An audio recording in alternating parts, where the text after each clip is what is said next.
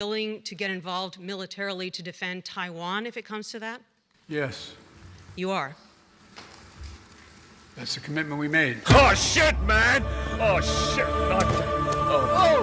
We support the one China policy. We support all that we've done in the past. But that does not mean that China has the ability, Yikes, the silver fox really messed this one up, my friends. Yes, Sleepy Joe Biden told the truth to the world. He told truth for the first time in a very long time, but he told you guys he wants war with China. I've been saying it for a very long time. The US craves war with China. Why?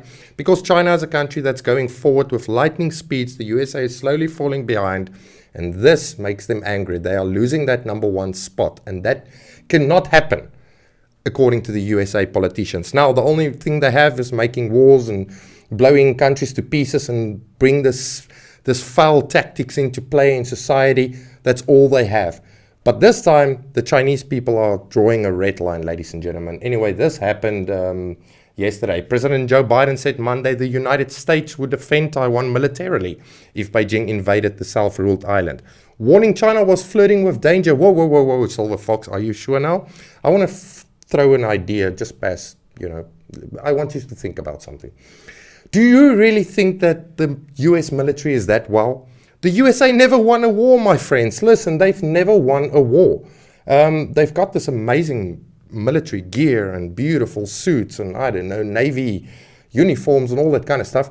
But they're not really great with military operations. They are really not that well. And they underestimate the Chinese people. They underestimate the military of China. They underestimate the goodwill of the Chinese people and leaders. This is really not good, Silver Fox. You didn't do a great job. He did say, though, that China is still he believed in the one China policy and that the policy didn't change. But it doesn't make sense, because this is not the only time that he basically said these reckless words in front of camera crews, ladies and gentlemen. So my take on this is he really spoke the truth. He really told the world by accident what they really want to do. Anyway, we agreed on a one China policy. We signed to it, but the idea that Taiwan can be taken by force is just not appropriate. It will dislocate the entire region, and another action similar to what is happened in Ukraine. Ladies and gentlemen, what is happening right here is basically Biden says, this is the only way we're going to catch China. This is the only way we can start a war with these guys. We know they will never take this island by force, although President Xi did said, military force is not off the table, but the Chinese people don't want that.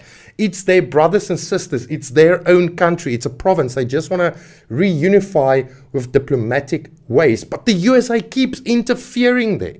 And they keep bringing the rest of the world to start nonsense. And this raised a very, very scary thought in my head of a false flag, ladies and gentlemen, in the South China Sea.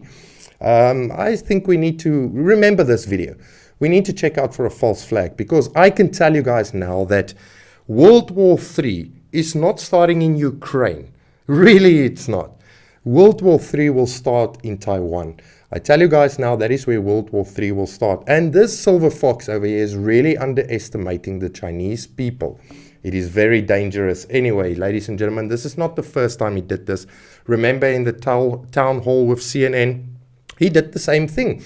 And every time he says this, the White House is like walking back on the statements. Their heads work in overtime. They don't know what to do. They just make it clear. No. He didn't mean we're going to change the policy. He didn't mean that. What the fuck are you guys on about? He said it. You can stop walking back and, try to cover up for this guy. We heard what he said. He said this is what will happen. He'll use military force. Now, the thing is, I think he said it because he knows the Chinese people won't invade. All right? They don't want war, as I said earlier. They don't want it.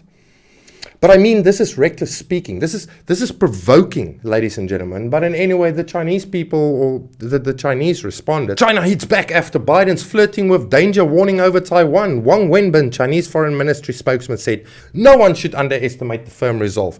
Yes, they also talk about the territory because Taiwan is part of China, right? Chinese Communist Party has never controlled the self-ruled Taiwan, but it views the island as part of its territory and has vowed to one day seize it by force if needed. They won't seize it, they want to reunify it, and it's their land. It belongs to China.